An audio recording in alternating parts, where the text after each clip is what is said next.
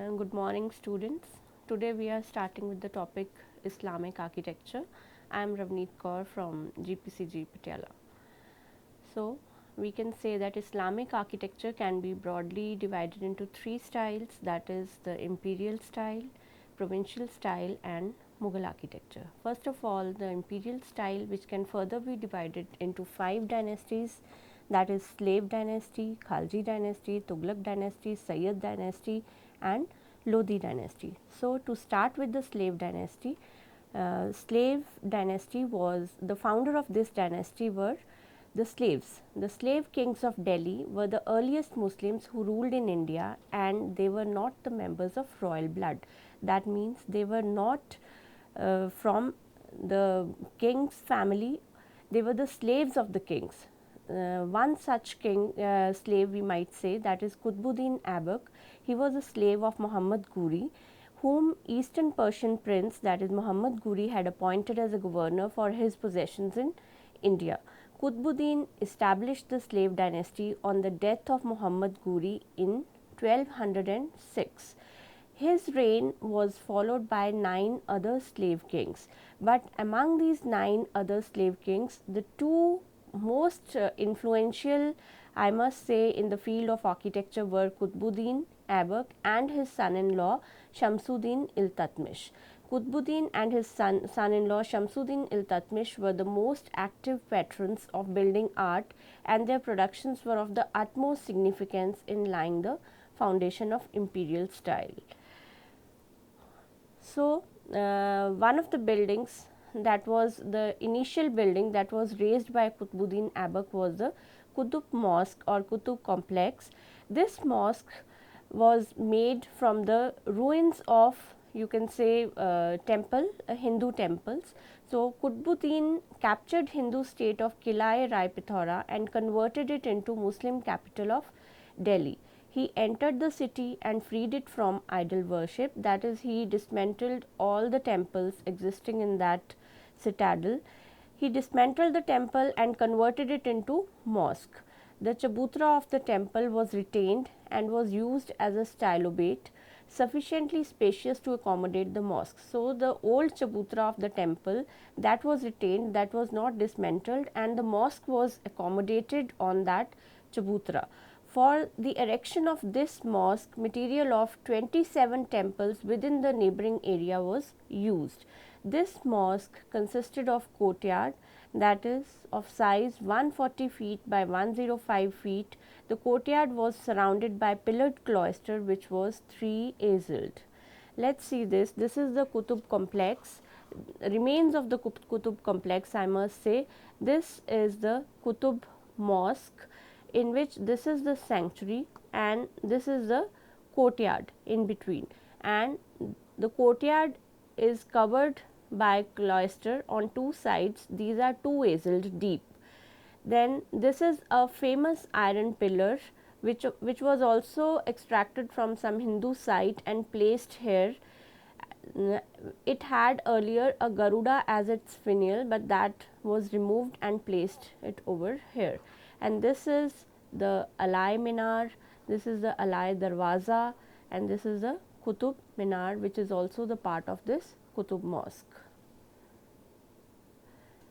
This is the short pillars from the temples were secured one above the other in order to secure the necessary height, because the height of the mosque, the sanctuary in the mosque, was more than the pillars used in the temple. So, to attain the height, they used those pillars either by keeping one pillar over the other, or by cutting the longer pillars into shorter size, whichever way required.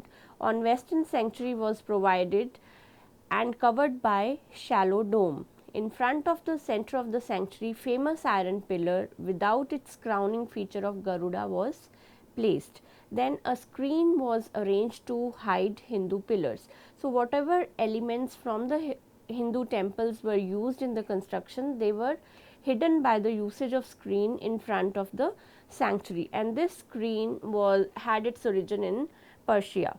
Screen formed a masonry wall the screen used in this, it consisted of a masonry wall whose height was 50 feet and the width is 108 feet and the thickness of the screen is 8.5 feet. This screen is pierced by 5 openings. It has a central large arch in the center and 2 side arches which are lesser in height as well as width, and over these 2 lesser arches another 2 arches on the either side of the central arch are placed.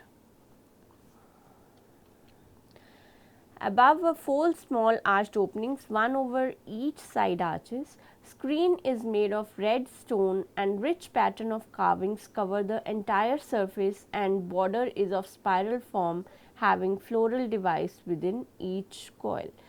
The other most famous buildings by Qutbuddin Aibak are Qutb Minar and Arai Din Ka Jhopra. This is the Qutb Minar. Qutb Minar is a monumental tower which is built in red sandstone.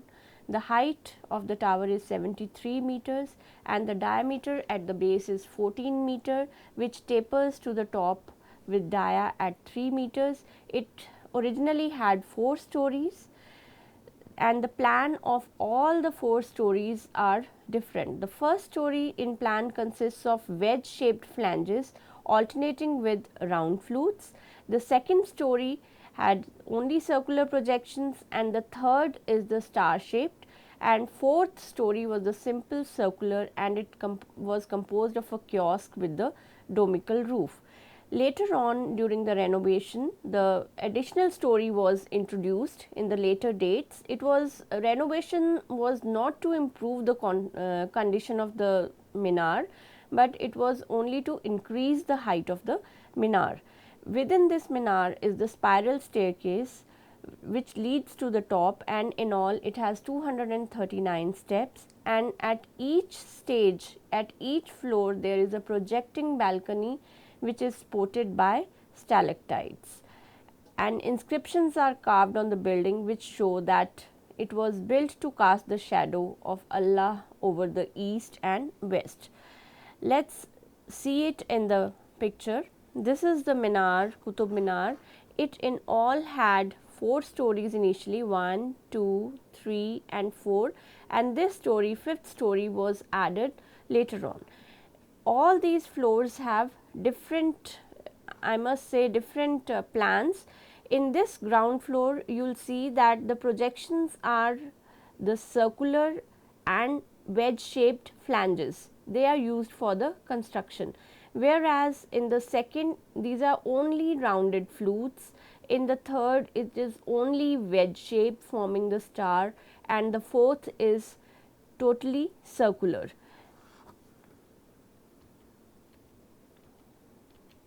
Just see this. This is the detail of the lowest story. That means the in plan it is one is circle and the second is wedge shaped flange, and in the second it is only circular. In the third it is only wedges, and on the 4th floor it is only simply circular surface of the minar, and at each stage there is a balcony provided which is supported by the stalactites. They are nothing but there are the arched alcoves which have brackets in between each arched alcove, and these are used to distribute the load, to concentrate the load of this balcony on the main minar, and this is the stalactite form. The second great building monarch of the slave dynasty was Shamsuddin Iltutmish, who was son-in-law of Qutbuddin Aibak, during whose reign 4 important architectural works were recorded. That is the addition of facade to the Ajmer Mosque, Rajputana, then extension to the Qutbuddin Mosque or Qutb complex, the tomb of his son at Old Delhi, and his own tomb at Old Delhi. Next, the general architectural characters of the slave dynasty. In this, initially the temples were converted into mosques. Screens were used to screen the Hindu pillars. Screen was an independent object. It had no connection with the Hindu or low pillared sanctuary. Screen was developed in Persia, and arch, it was the rudimentary system of corbelling out the arch was used instead of true arch. Arch shows ancient Indian lineage as it was derived from the Indian shape. In Qutb mosque, only ogee arches were used, whereas in the other mosques, notch was provided at the apex of the arch. Minars, towers, columns and similar high erections were common in Islamic architecture. Tombs were regarded as shrines, mihrabs were provided, tapering turrets were provided at the end of the sanctuaries, sometimes along the gateways. Lofty gateways, example, a Tarkin ka darwaza. Squinch system was used for construction of domes. Three important buildings erected by Shamsuddin at Bador were Hauze Shamsi, Shamsi Eidgah and Jami Masjid. Then next to slave dynasty, it is the Khalji dynasty. After the death of Shamsuddin Iltutmish of slave dynasty in 1234, there was a short rule of Balban in this reign. There was no significant appearance of these any architectural work in during their reign. There was only the significant appearance of true arch, but building during these were not of much significance. Khalji dynasty, in the last years of 13th century Afghan, links from village of Khalji came to power. In 1296, throne of Delhi was occupied by Alauddin Khalji. The structure at Delhi of this period show association of building art of western area in masonry work. Masonry was laid in two different courses, one a narrow course of headers and the other the wider alternatives, that is the stretchers. Pendentive formation was produced by corbelling out the upper course of masonry employed in the upper part in the ceiling, roofs and cupolas. Some of the important buildings of Khalji dynasty are Alai Darwaza, Jamaat Khana Masjid at Dargah of Nizamuddin Aulia, bridge over Gamberi river, Ukha Masjid at Bayana in Bharatpur state, Rajputana, built by Qutbuddin Mubarak, the last of the Khalji dynasty. Next is the Tughlaq dynasty in the imperial style. There were total of 11 rulers from this dynasty which were in power at Delhi for 100 years. Only 3 rulers appear to have been entrusted in the art of building. The founder of this dynasty was Ghiyasuddin Tughlaq I. Then the other 2 rulers who did some impressive work in the field of architecture were his son Muhammad Shah Tughlaq, Firoz Shah Tughlaq. Tomb of Ghiyasuddin Tughlaq.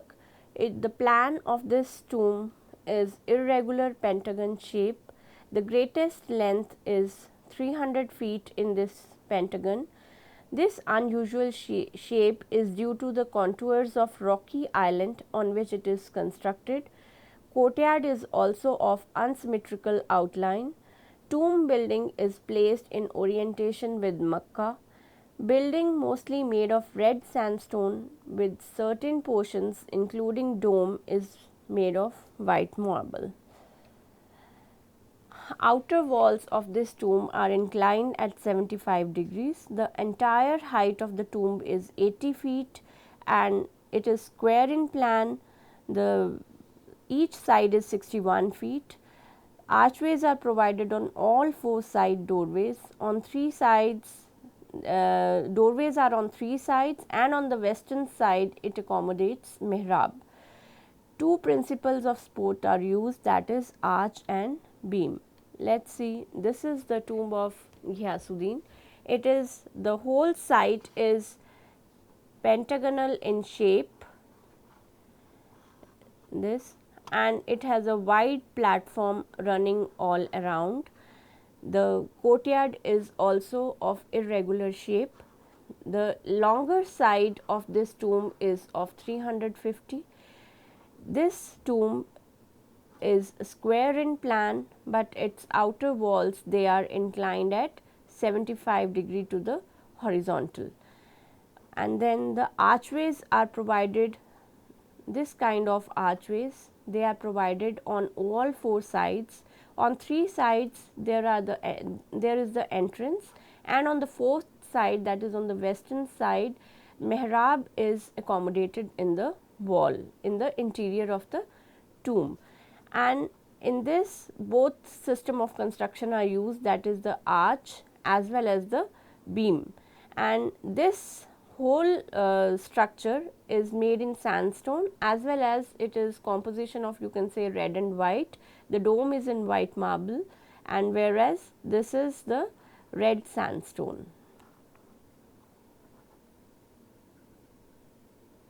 This is the view. This is the pentagonal shape, and at each corner there is a bastion provided like this.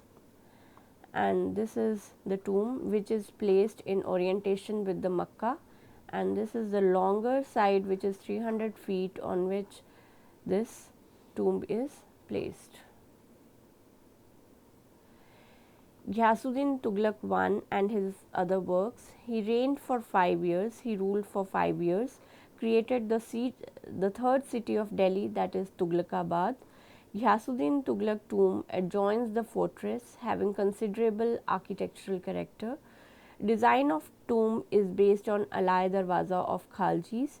Certain mosques are so designed during his period that they could be put to the state of defense. And another one important work, that is mausoleum of Shah-Rukh-e-Alam.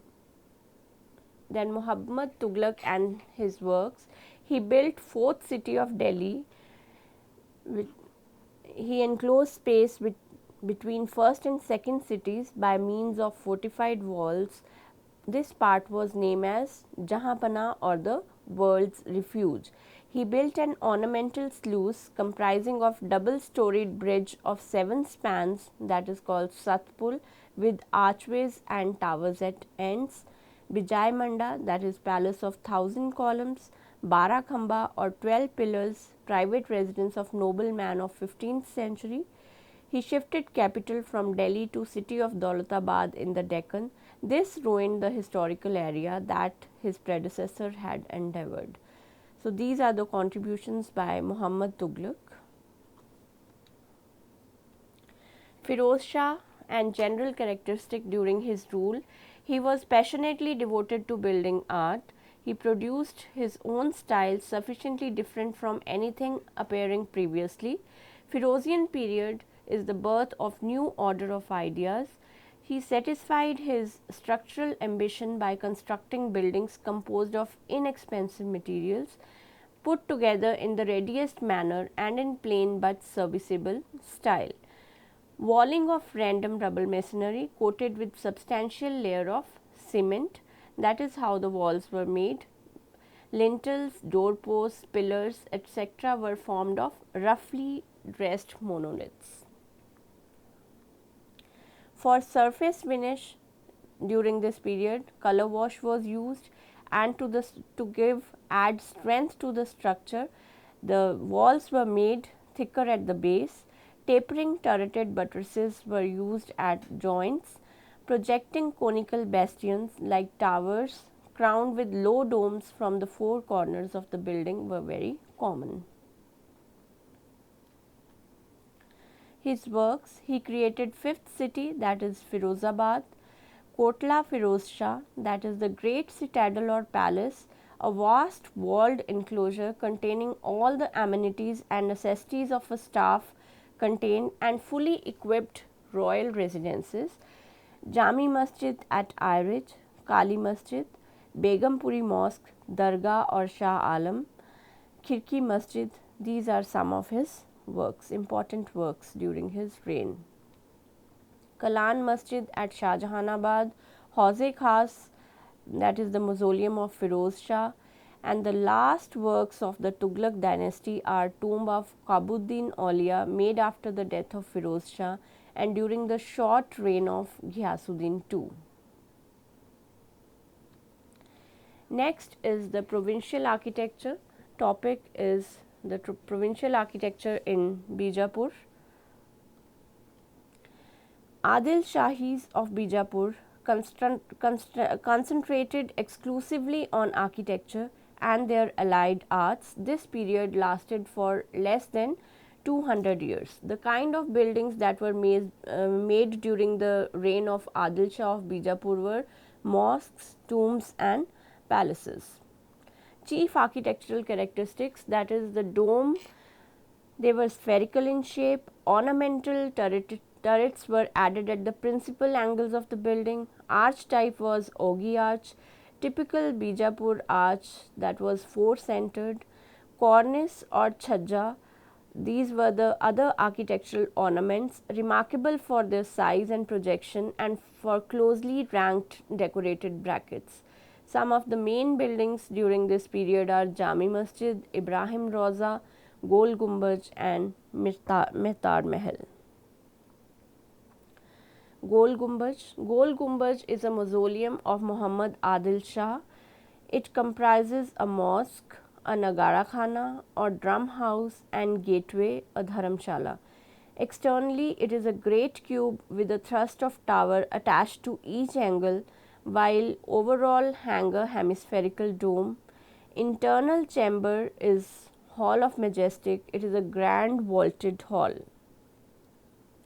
This is the sketch of Gol Gumbaz. Basically, it is a cubical structure with towers at all four corners.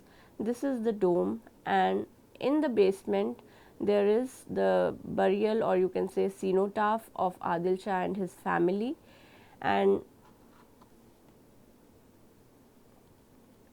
Gol Gumbaz is situated in Bijapur district of Karnataka. It is the second largest dome in the world, that is second to St. Peter's Basilica, Rome.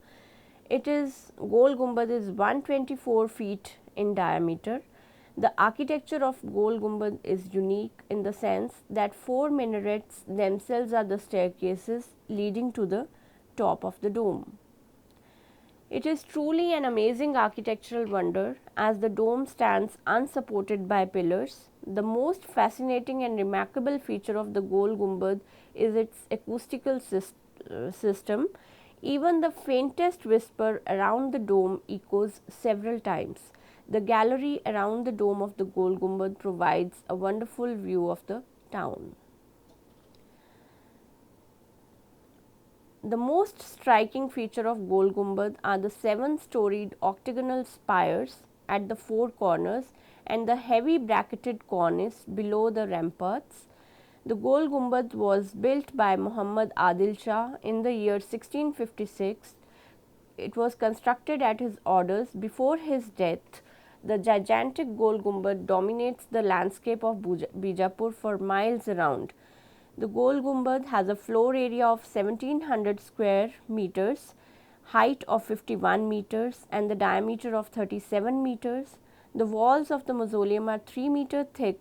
The dome contains tombs of Muhammad Adil Shah, his two wives, his mistress, his daughter and grandson. The structure is in front of the tomb. The structures in the front of the tomb has been converted into a museum. Other prominent structures in the Gol Gumbaz complex are mosque, Nagara Khana, a gateway and a Dharamshala. This is it.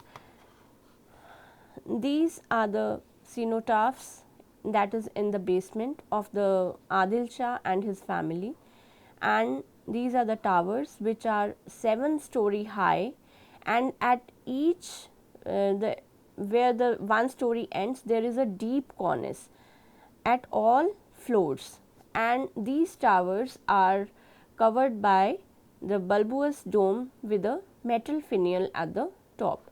Similarly, this central space, the main hall, it is square in plan, 42 meters by 42 meters. The overall area is 1700 square meters, and this dome is not supported by any column. The method of intersecting arches is used to support the dome. These intersecting arches produce an octagon at the top which supports this dome and a wide balcony at the ceiling at 33 feet height from the ground is produced over here, and this gives a beautiful view in the center.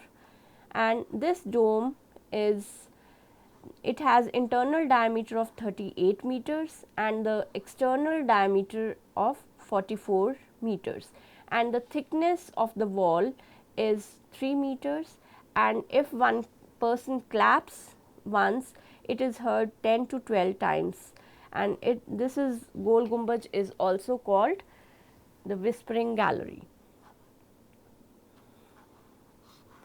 This is the method of intersecting arches. This is one arch from here to here. Each side is divided into 3 equal spans, and an arch is raised from this point to the alternate position, this point, here to here, here to here, here to here, this, and second from this, this and this, and on top it gives an octagon over here which supports the dome.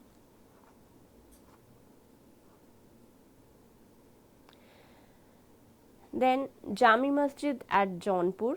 It was built by Hussain Shah in AD 1470. It repeats many of the essential features of the Atala Masjid on a larger scale. The entire structure is raised on a plinth that is which is 16 to 20 feet in height, and it is approached by a steep but imposing flight of steps. This we can see. This is the pylon, the entrance gateway, which is reached by this imposing fleet of steps. This is the plan of Jami Masjid Jaunpur. The entrance from this side, the orientation is same as according to the Makkah, and this is on the western side. This is the sanctuary, a huge cloister inside and 3 gateways on the 3 sides. This is a double 2 azel deep cloister. This is the courtyard and the sanctuary with the dome in the center, and these are the transepts of the sanctuary, and this is again a huge pylon at the entrance of the sanctuary. This is the huge pylon at the entrance of the sanctuary. The courtyard of this is 210 feet side. It is surrounded by cloister on 3 sides and sanctuary on the west. This is a courtyard of 210 feet side and the sanctuary on the western side.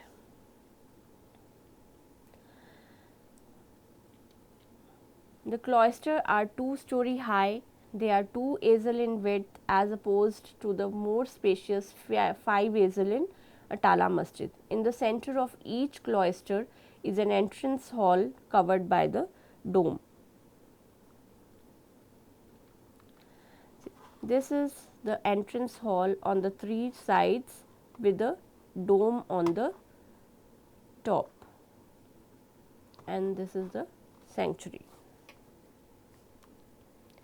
Basically, the architecture of Jaunpur, the style of Jaunpur can be divided into 2 phases, that is during the 14th century and then during the 15th century. 14th century can be considered as the period of preparation because the building art had not developed, and all the buildings constructed during this period were from the remains of the temples. Temples were dismantled and the material from the temples were used for the construction. And in the 15th century, it can some sort of style can be was developed, and the main building that was developed during the 15th century was the Jami Masjid of Jaunpur, which has derived its style from the Atala Masjid. Atala Masjid was constructed during the 14th century, and the materials used, this masjid was constructed over the temple of Atala Devi. and basically in Jami Masjid all the architectural features are repeated with little bit of difference.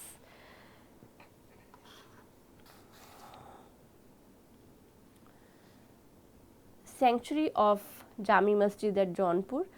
The sanctuary facade, there is a pylon which is 85 feet high and 77 feet wide at the base. The arcaded wings of the side easel are seen on both sides of the pylon.